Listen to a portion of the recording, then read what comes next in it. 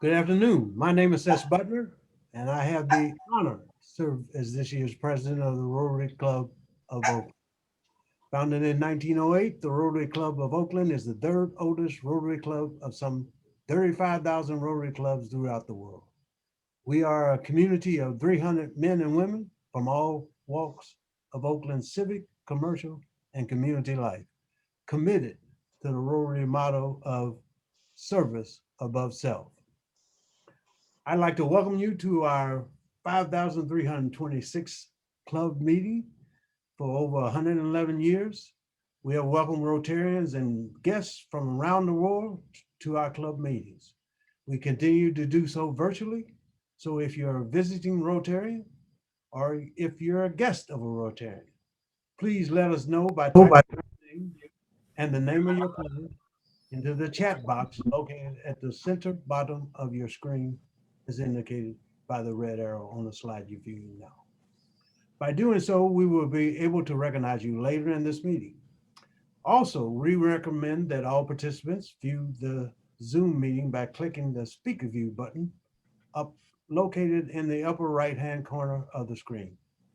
And if you have comments throughout the meeting or questions for the speaker, use the chat button at the bottom of the screen for that as well. And now, for our thought for today from the Rotary Foundation campaign, Rotarian Joe Goralka. Good afternoon, Rotarians and guests. I'm Joe Goralka, your local purveyor of pots and pans with East Bay Restaurant Supply. On learning our speaker today was our own fun, talented conductor, Maestro Micheal Morgan. I could not help but think about sitting in our seats with Martha at the Oakland Symphony over the last 20 years. Visiting with Rotarians and friends before and at intermission, hearing the orchestra perform works by Vivaldi, Mozart, Bach, Beethoven, Brahms, Stravinsky, Strauss, Tchaikovsky, and music from distant lands on exotic instruments, and songs of Carlos Santana and with gospel choirs. So many magical live concerts. And with all that in mind, I have two brief thoughts for today. Philosopher Henry David Thoreau writes, in a world of peace and love, music would be the universal language. Organist and theologian Albert Schweitzer claims there are two means of refuge from the misery of life, music and cats. Thank you. Thank you, Joe, for setting the tone for the meeting with that reflective and inspiring thought. But I think I might have to fine you because you said your business. So done. $400. Because we want to remain grounded and focused, we begin our meetings by jointly reciting our vision, which is together we see a world where people unite and take action to create lasting change across the globe, in our communities, and in ourselves. I hope you enjoyed last week's meeting where we had another great speaker, Selby Stanislaw, who would have thought that anyone could make the franchise tax board work seem interesting. More importantly, I hope you enjoyed last week's meeting because it was designed to show the breadth and the depth of our work. From Skyline's Interact Water Project to Saroni Lena's work in support and scholarship in our young adults, to our international work of Carl Stuckey World Community Service, and even our Business Development Committee. We covered all of Rotary in just last meeting. It just shows how, if you're a new member or if you're an old member, the committee work is where it happens at Rotary.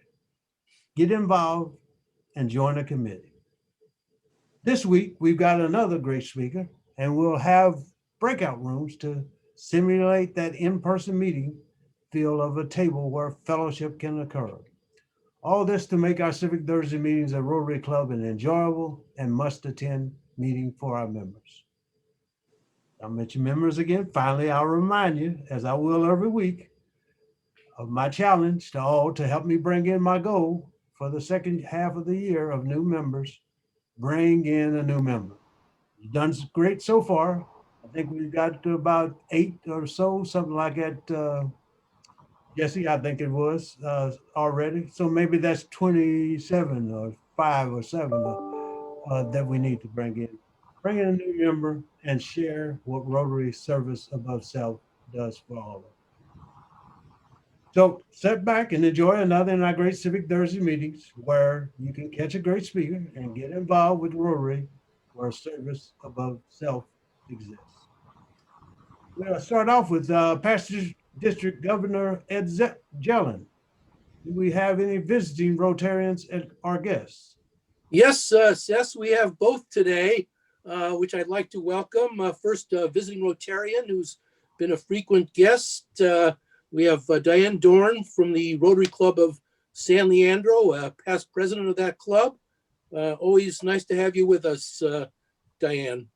Keith Uriarte brought a very special guest with him today, a member of the Oakland City Council. And so we're very pleased to welcome Rebecca Kaplan. Nice to have you, member of the council, Kaplan, with us today. Hope you enjoy our program. Thank you so much. Yeah, you're welcome. Yeah. And let's see if I can see anybody else out there. Yeah, Marcus Clark brought a guest with him today, Matt Tews.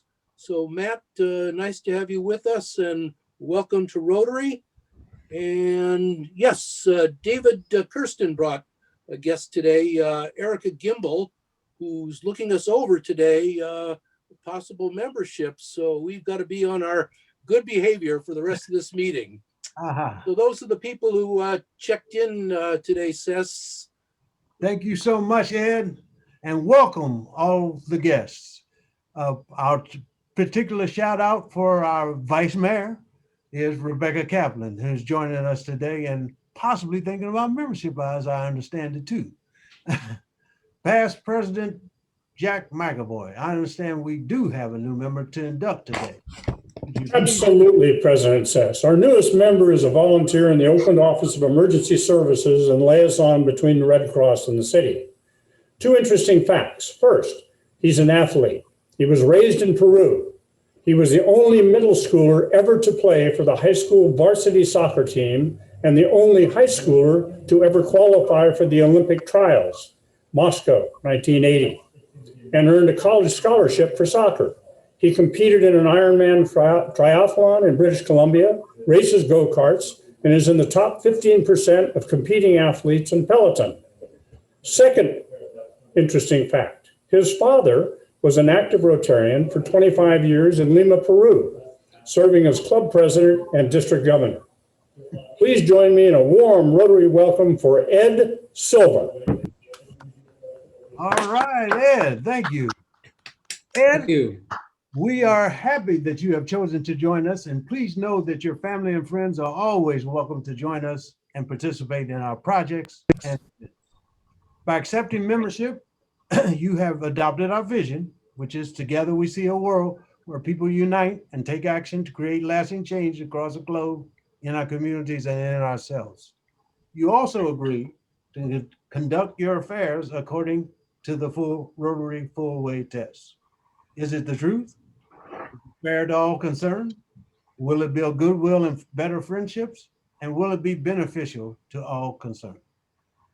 You will receive your Rotary pin, and we hope you will wear it with pride and find pleasure and fulfillment by attending meetings, participating in our service activities, and practicing service above self by contributing to the Rotary Foundation and the Oakland Rotary Endowment. So now it's my pleasure, privilege, and honor to induct you as our newest member of the Rotary Club of Oakland. Let's give our newest member a warm welcome. Thank you. Thank you very much. I feel privileged and honored to have been asked to participate with Rotary. Again, I have a long history of my parents attending Rotary, and it's, I guess, somewhere deep inside me, it's been kind of a lifetime dream to join Rotary because of my parents. I I'm happy to do so. I want to thank Jack. I want to thank my neighbor of 10 years, Tom Love, who is the first person who told me about Rotary. And I have a very good friend who's also talked to me a lot about Rotary, which is Rick Draper. I work with Rick very closely in the homelessness, helping the homeless in the Red Cross. It is also a proud moment from my dad, obviously, who unfortunately I found out my dad and my mom have gotten COVID. They got tested positive for COVID yesterday, Oh. you know, and at 96 and 90 years old, it's concerning. They live in Peru. Fortunately, my father is probably going to have the best medical assistance because he owned a hospital in Peru, and he's a well-known retired orthopedic surgeon. So, you know, praying for my parents. So far, they're good, right? They haven't had a fever for a couple of days, but it's still concerning. Well, that's So, great. Thank you so much, Ed, and welcome to Rotary. Yes, I'm privileged. Thank you very much, and I'm happy to help in whatever I can. I mean, I've been looking through committees, and I guess I'm going to be talking to Peter, apparently, who works in the homeless program, because I've been very involved with the Red Cross. That's the way to get involved. So- To get involved is always with the committees. Next, we have will do. Rotarian Harold Lowe. I believe you have an update on our Enterprise Institute program this year. I do. Thank you, President Ces, and welcome Rotarians and members and everyone. And I can talk for hours on this. And so for my first hour, I'm just teasing, I won't be talking for hours. What I did want to mention to you was that next year will be the 40th anniversary of the Enterprise Institute.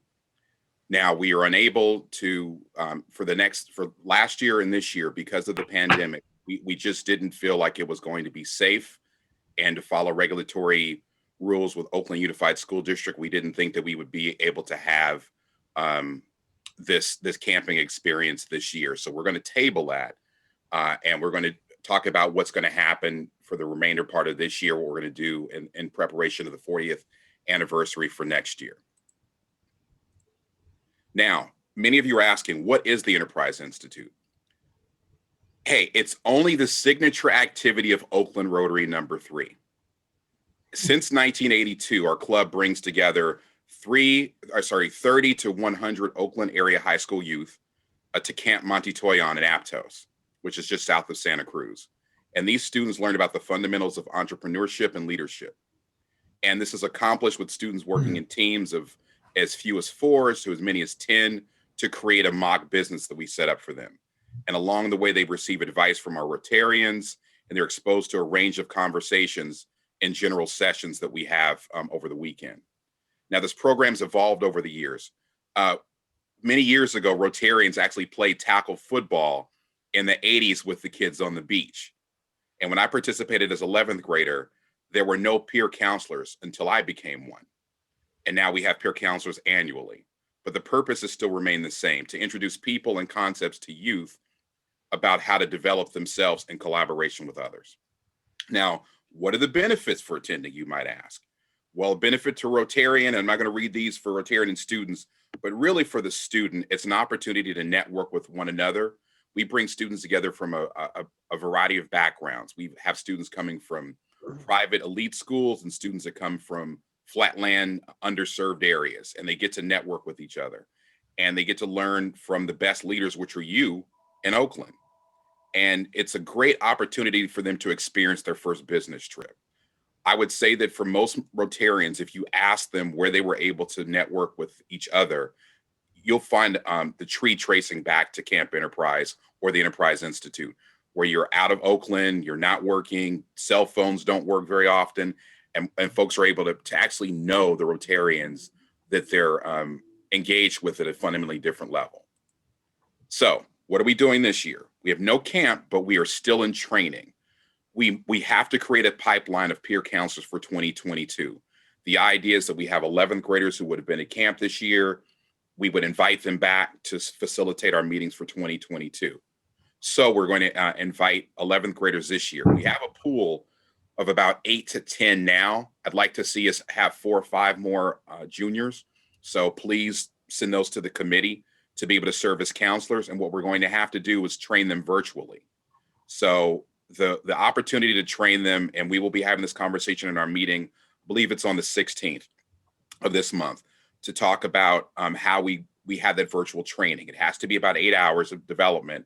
So it'll either be broken off into 2 4-hour sessions, for example, March 20th and April 3rd, or we could possibly have a full 8-hour session on the 24th. I know that students are used to being on Zoom, but we want to make sure that this isn't something that's impacting them in a way that we get brain drain. And we know that our older minds don't necessarily have the ability to process something for 8 hours, let alone deliver it accurately. So we want to make sure that we'll have that conversation internally about what we think is going to be best. Finally, if you look at this picture, this is my picture from 1980. And the great part about this is that the experience that I had there, I've developed friendships from people since that point. And I think that this is an opportunity for us to do the same for our other kids that are coming in. So please feel free to reach out to me. We will update this stuff here in our information. And please find a way to participate this year and for our 40th anniversary. Thank you, Harold, for keeping this important program going this year. This is very, very important. I like what you said when you called it our signature program. It's the reason I got involved with Rotary was this Camp Enterprise and Enterprise Institute that we call it now. I joined them when I first joined, 92 or something like that, when I was around here. Okay, Rotarian Danny Ma, you have an announcement for the Business Development Committee. Yes, President says, looking at that black and white picture, I was in that picture as well too. I was a class of 1991, so I was the same year as Harold. So we go way back. But then again, you know, since I went to that program, I become an entrepreneur and I started my own company. Now I'm the chairman of the Business Development Committee, trying to give back to Rotary. Speaking of business development, we do have a speaker series coming up next week, Wednesday, February 10th, starting at 5 to 6:30, ends at 6:30. The reason for this speaker series is basically to focus on, you know, entrepreneurship and small businesses. Right now with this pandemic, small business are hurting. And so we're trying to tell them that we're here to help. By doing that, we create a speaker series to focus on the PPP loan that the government approved. And with this speaker series, we have 2 bankers, which is Rotarians, our own Rotarians, Will Hobbs and Thomas Edwards. They're gonna be talking about the PPP loan process and how small business owners can get the information and get the loan approved. As a business owner, I approved for the loan and I got approved in 2 business days. So that's the process is pretty fast. So if you are interested in attending this event, go to our club website and sign up under the events and sign up, and the event is free. And I'm looking forward to seeing you there. And I think it's going to be a great program. And we do have a breakout networking session as well. So thank you for your time. Thank you, Danny, for that announcement.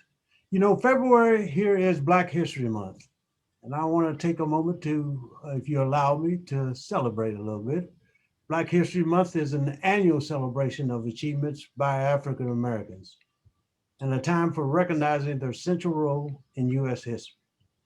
Also known as African American History Month, the event grew out of Negro History Week, the brainchild of a noted historian, Carter G. Woodson, and other prominent African Americans. Since 1976, every U.S. president has officially designated the month of February as Black History Month. Other countries around the world, including Canada and the United Kingdom, also devote a month to celebrating Black history.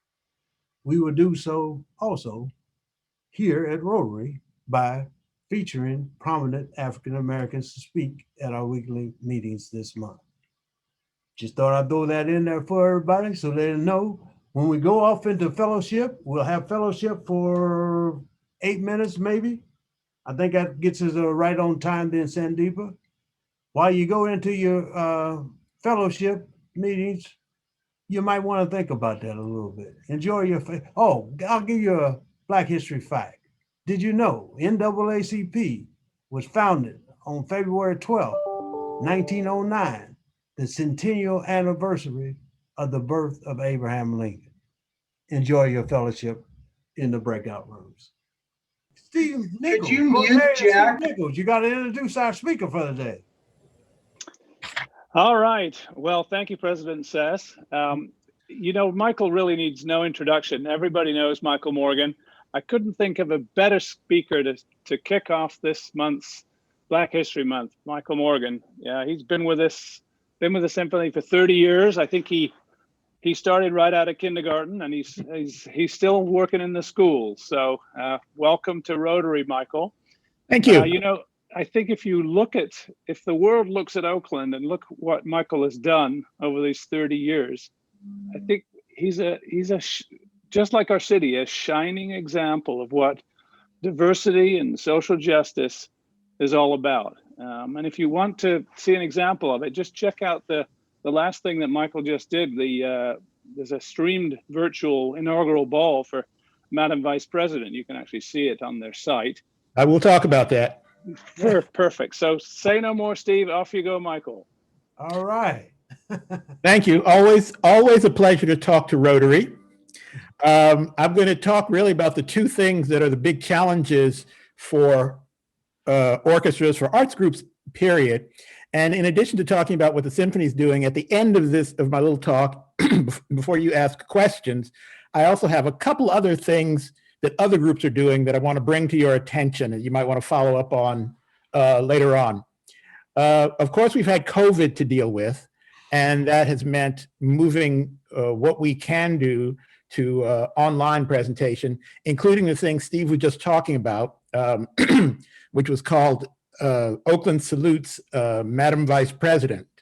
And we put out the call to other arts organizations to give us videos to put in a presentation honoring Kamala Harris. And it turned out to be one of the best things we have ever done. I mean, it really, if you want to really think highly of Oakland generally, it's still on our YouTube channel. You can look at it anytime. Go to the Oakland Symphony's YouTube channel and look up Oakland Salutes Madam Vice President.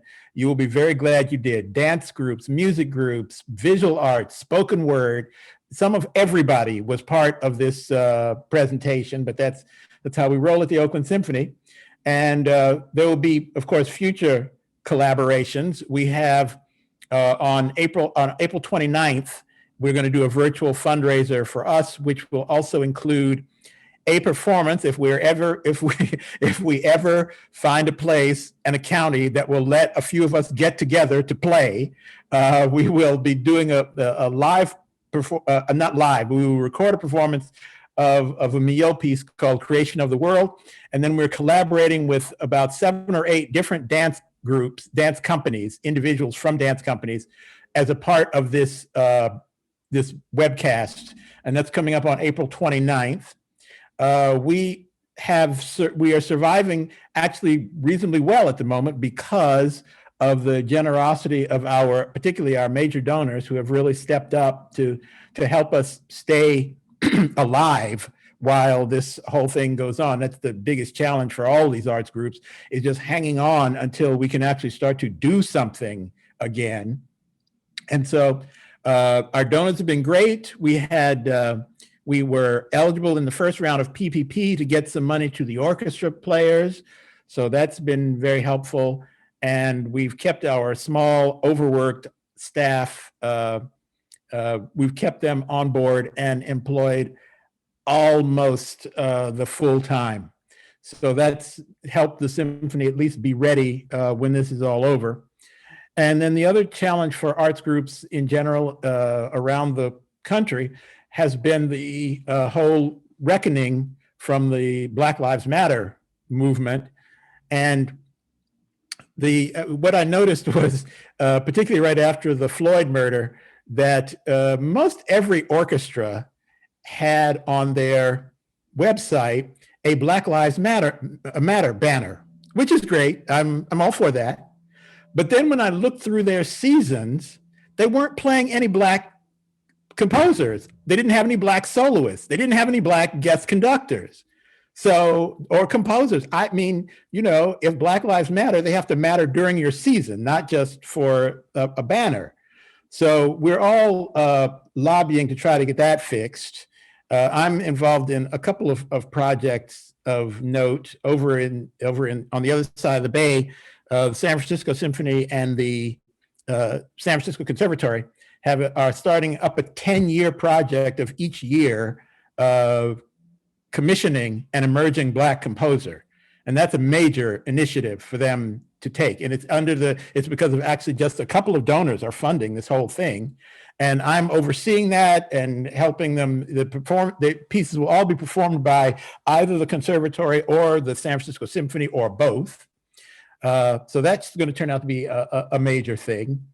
And then the harder thing for orchestras is, you know, at Oakland, we have a lot of, we do a lot of collaborating with different groups of all over the road musically here in Oakland. So we have a lot of guests that make for a very diverse cohort on the stage.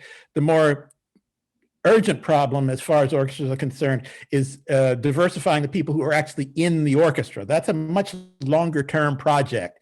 I mean, you can't just sort of magically make players appear.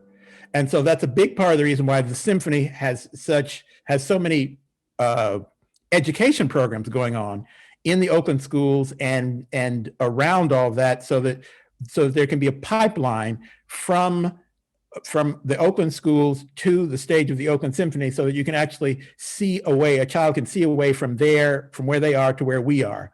And also we collaborate then with some of these groups, with our Muse orchestras on stage with us. So we've brought them onto the stage to play alongside the Oakland Symphony. And I'm also a member of a thing called the National Alliance for Audition Support, which is run out of Detroit and the Sphinx organization.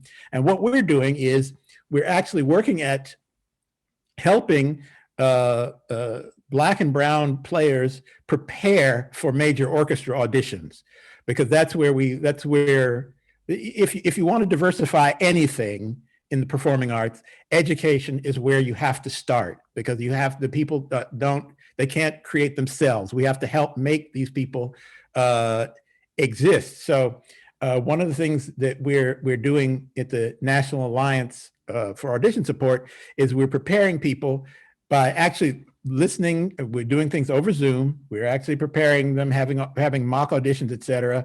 And we're also talking to some of the member orchestras, and there are about 70, 80 orchestras that have signed on with this thing, talking to them about how they run their auditions and how they run their auditions and how they run their tenure process. And for those of you who don't know, most orchestras have at least part of the way blind auditions, that is, auditions that are held behind a screen. And what we're trying to do with other orchestras is to make sure that even at the biggest orchestras, they do what we do at the Oakland Symphony. That is, at the Oakland Symphony, when we have an audition, those auditions are behind a screen all the way from the first round until the person is hired. I don't see the person until they are hired into the orchestra. And so sometimes these orchestras will have a first round that is behind a screen, and then they decide they want to take the screen down for the final round. And this is where all the trouble starts, because we have people who make it through all the rounds before that, and then all of a sudden, when the screen comes down, there's something that's wrong with them. And so this is where we're trying to make orchestras leave that screen up until, right now, some of the great orchestras in the country, the Metropolitan Opera Orchestra, leaves the screen up until people are hired. And so if they can do it, almost any other orchestra can do the same thing. So that's part of what we're doing sort of on a national basis to try to address this. Here at Oakland, I just mentioned our Muse program, and our youth orchestra program is part of our education program. And both of those are actually the most active parts of the symphony right now, because we have continued to teach people on Zoom. Nobody likes it. No one likes teaching music over Zoom, but we have continued to do it because we don't want these kids to lose a year of instruction. And our youth orchestra has even gone to having some chamber groups, small groups, rehearse in person outdoors where people have the space to do that. So as far as the Muse program goes, the Muse program is our program that's in the Oakland Public Schools. And we have been following the schools, you know, when the schools stopped teaching in person, we stopped teaching in person. The minute the schools go back to teaching in person, we'll go back to teaching in person. But we've kept up the Zoom lessons and the Zoom teaching because frankly, the school district has not been able to really address music so much this year as a as a Zoom offering. So it's been very limited what they've been able to do. So again, we're trying to make sure the kids don't lose a year of instruction. And then we also, oh, by the way, I should mention about the Oakland Symphony. The Oakland Symphony, when everyone else is trying to catch on and start their Black Lives Matter, whatever it is they're going to do, Oakland Symphony is so far ahead of the curve in terms of already playing Black and brown composers, playing more women composers than just about anybody. And so, I mean, we were already doing that. It's just part of our DNA. It's just part of how we operate. And so when we got all these questions about, Black Lives Matter, from the rest of the field, we said, well, great, why don't you just try to catch up with us and then we can talk about going forward. So anyway, we will continue, of course, to do that. But we really are ahead of the curve, just like Oakland's ahead of the curve on most things. I mean, nobody produced a thing like that, that thing we did for Kamala Harris.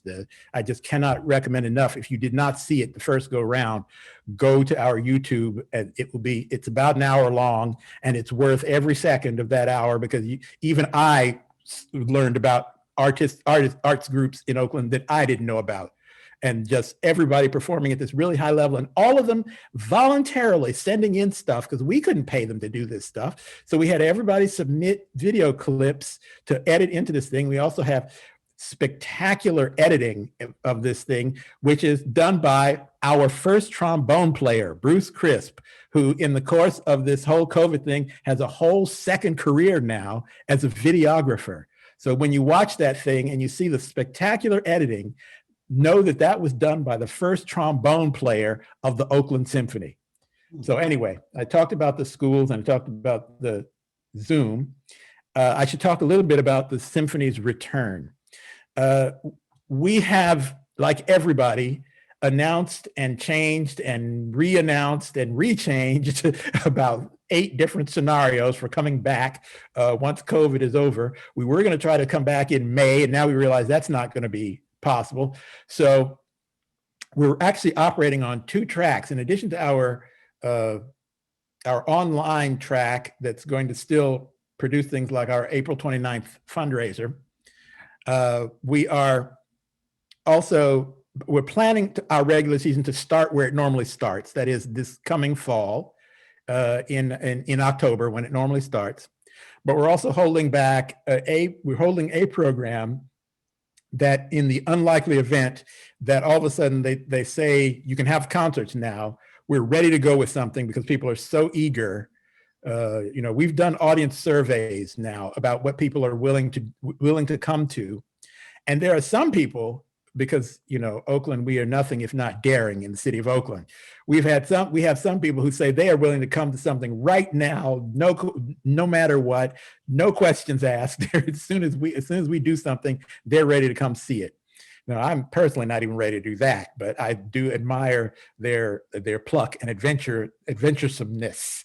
But anyway, we're holding a concert so that if we can, we're going to put something on right away as soon as people say that we can do so. But our regular season is going to start in October, and it'll be the usual a collection of composers from everywhere and every walk of life. Interestingly enough, our soloist on the first concert when we come back will actually be one of our associate concertmaster who hasn't done a solo with us yet. She's, I think, the only titled violinist that hasn't, but who actually also had COVID. So we're going the whole way. When we come back, we are really celebrating this thing being over.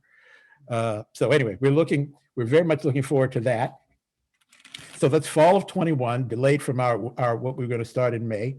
Chorus is the really hard thing, because chorus, I don't know how many of you know that choruses are considered super spreaders of the virus. And so choruses are probably gonna be the last thing that comes back online. But our chorus has not stopped rehearsing through this whole time, and they're doing it via Zoom. They still have Wednesday rehearsals every week like they have been. They're doing a lot of breaking out and doing a lot of work, actually individual voice work that they wouldn't get to do if they were just having their normal chorus rehearsal. So that's almost like a silver lining in this whole COVID business, that they getting to put some attention to these things. But yes, our chorus is very enthusiastically has continued working right through this whole thing, because they know that they have to really hang on to each other in order to make sure that there's a chorus there when we get ready to come back. I want to encourage everyone to, at this time, if there's any performing arts organizations that you care about, the most difficult thing for all of us is just hanging on until we can do something again.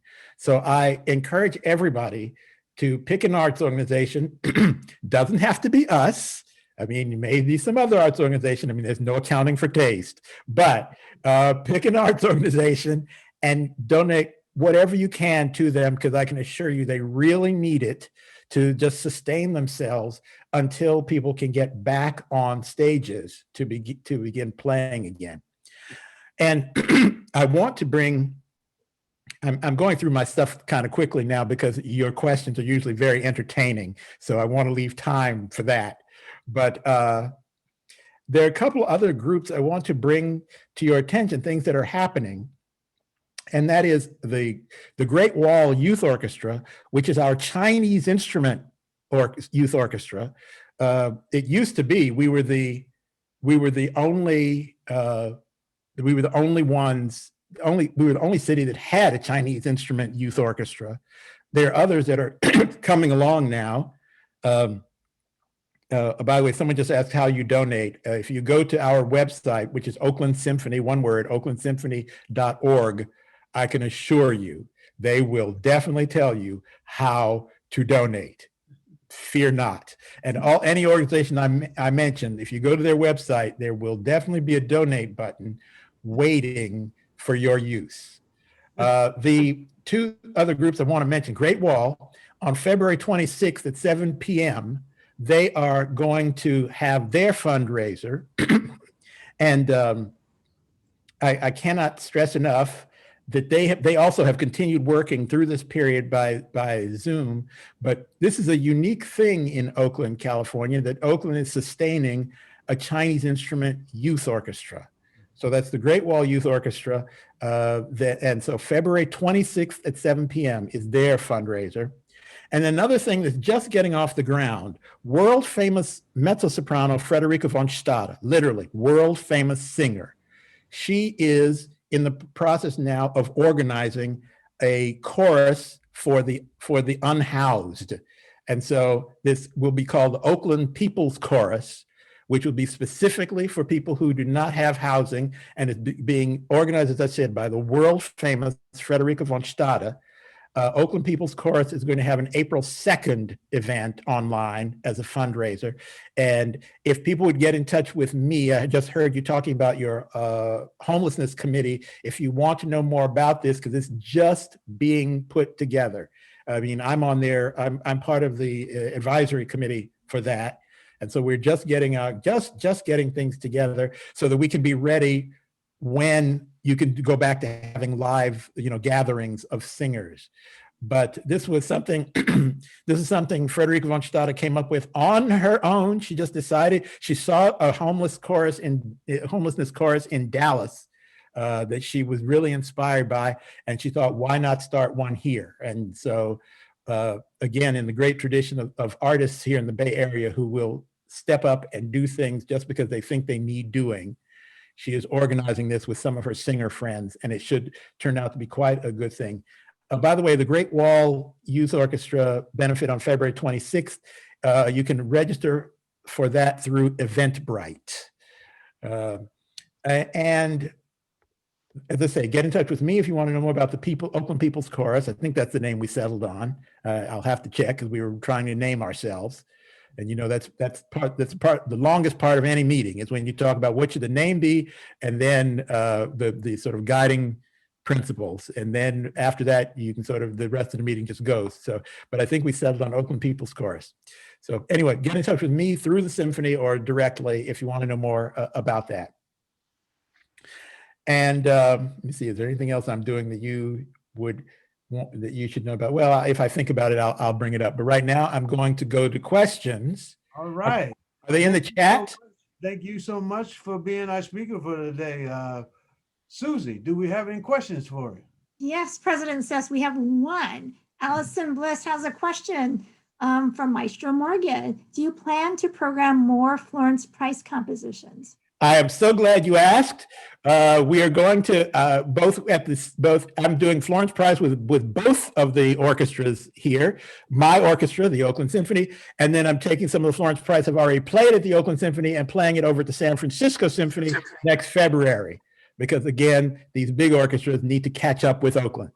The other thing I'm doing is there's a Florence Price piano concerto, which I intend to have on this coming season.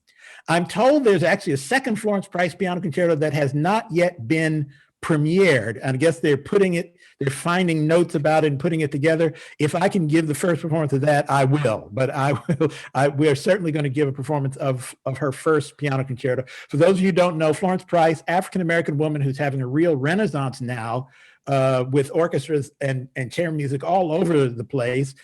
Next April, I'm doing with my Gateways Festival Orchestra. That's an orchestra I conduct back east, out of the east, housed at the Eastman School. It's an all African-American and symphony orchestra. And we're playing at Carnegie Hall next April of 22. And there will be Florence Price on that program too, because I am championing her everywhere I go. And the other thing I'm doing is apparently Florence Price has still in Chicago, California, an unmarked grave. And so we are actually all working at how we fix this. One of the greatest composers of the last century, and she sits in an unmarked grave in outside Chicago. And so we are going to try to put a marker there. I see another question. Yes, Stephen Lowe says, who is working on an opera about homelessness? I don't know that anyone is. I mean, I'm in the process of working on an opera project with West Edge Opera, where we're commissioning new operas, and I don't know that I remember anyone having anything about homelessness. And you know, I'm going to go back and look into that. I don't know of it, but I will see if I can find something. Great. John Adams. Wants Go to get know, him. are there studies about the blind auditions and what do they show? Well, the orchestras that do blind auditions all the way through, all the way till hiring, have as the only thing I can say about them is they've all maintained their incredibly high standards. They've all gotten minority players into their orchestras. All of them that do blind auditions have gotten them into their orchestra. I mean, the major orchestras. It's hard for us here at Oakland because we're not a full-time orchestra, so people can't actually move here to just play in the Oakland Symphony. You need to be doing some other things. But as I say, that has happened. And I think conversely, I know so many players in the Gateways Festival Orchestra, which is a fantastic symphony orchestra, by the way. I know so many players who have stories about how many auditions they went through where they were sailing through until the screen came down, and then all of a sudden there was something wrong with their playing. So anyway, no one's ever given me a good reason why you need for the screen to come down. You do not need to see how people play to be in your orchestra. And then I mean, people make up all sorts of excuses about wanting to know how they produce the sound and how they. I don't care how they produce the sound. I want to know what the sound sounds like, and that's really all that matters at the end of the day. So anyway, I don't want to get off on that tirade. I saw another question. Yes. Yeah, Loris Corin is asking, can you say more about the African American Composers Initiative, please? Yes, as I say, the deadline for submissions is, I think they have moved it to beginning of March. I'm not sure. The way to find out more about it is to go through either the San Francisco Symphony or the San Francisco Conservatory of Music.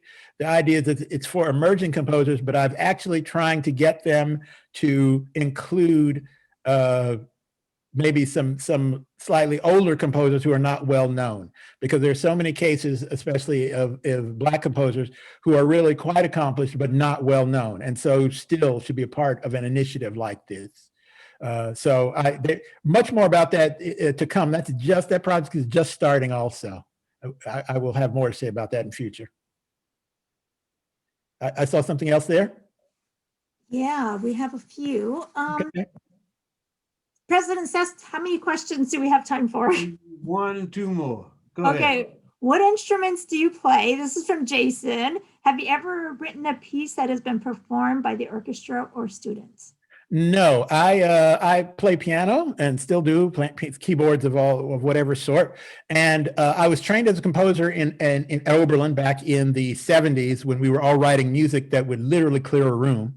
So I know how to write music. I'm not particularly interested in doing so. I wanted to be a better conductor. And so conductors need to know what composers go through. One more question. The playlist series that you did with people like Dolores Huerta and Camus Bell. That will be back. I've seen at Symphony. Are there plans to do some more? There will be more of those. Hard to do one this year because we're just getting back up and running, but the playlist will come back. And I should say this to Rotary. If people at Rotary have a direct connection to someone who might be interesting for us to do a playlist concert of, we can't go through an agent or someone else. It needs to be someone who has a connection to the person. But we're talking about people who are not in the field of music. We've done Kamau Bell, we've done Dolores Huerta. We want people who have a love of music but are not in it. Although there's one person that's in music that I'm going to try to get to, and I don't know if I can, and that's Barry Gordy, because he would be an incredible. That would be an incredible evening.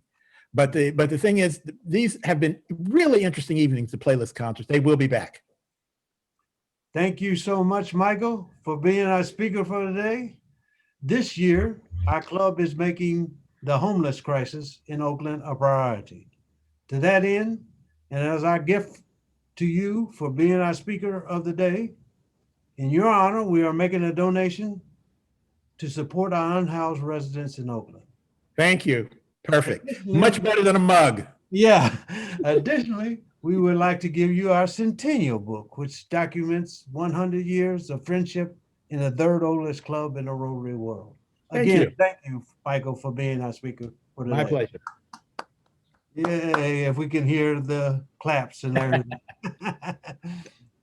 Rotarian Allison Bliss, I think you're going to tell us about our speaker next week. I am. I also want to say thank you, Michael, for joining us. If you guys haven't been to hear our wonderful Oakland Symphony, come as my guest. Just contact me. I'll bring you. Michael was talking about how it's really hard for us not to be able to hear live music. So next week, you have to think about how musicians are surviving. How are they keeping afloat during this time? Well, next week, we have a big surprise for you. My dear friend and multiple award-winning jazz guitarist, Terence Brewer, joins us for a discussion about resiliency as well as performance. So you get to hear some music. You'll hear tunes from some of his 11 nationally acclaimed albums on his record label, Strong Brew Music, and find out how he's adapted to our not so normal. Very nice. That sounds exciting. I can't wait till next week. Thank you, Joe, for the thought for the day. Thank you, Harold, for updating us on the Enterprise Institute for this year. And thank you, Steve, for introducing our speaker. And finally, a big thank you to Jack and welcome to our newest Rotarian, Ed Silva. Jesse, before I wrap up this meeting, do we have any bell ringers? We do have some bell ringers this week. Dudley rang the bell for the maestro. Lois Cornyn rung 2 bell rings for the program that he produced with the Oakland Museum with Isaac Hayes. Georgia Richardson rang a bell for the maestro. CJ Hurstfield rang a bell, 2 bells, one for him and one for the Muse program. And then Tom Love is going to donate $200 toward Ed Silva's Paul Harris Fellowship. We had quite a run there. Thank you so much. So I'd like to end this meeting as we always do, and that's the way it went. 5,326 club meeting on February 3rd to February 4th, not 3rd, at 2021 at Oakland Rotary number 3, the 3rd oldest Rotary club in the Rotary world. I'd like to remind everybody that Rotary opens opportunities for service above self. And for now, this meeting of Rotary Club of Oakland is adjourned. Great meeting. Thank you, Michael. My pleasure. Anytime, happy to do it. Yeah. And really, once the homeless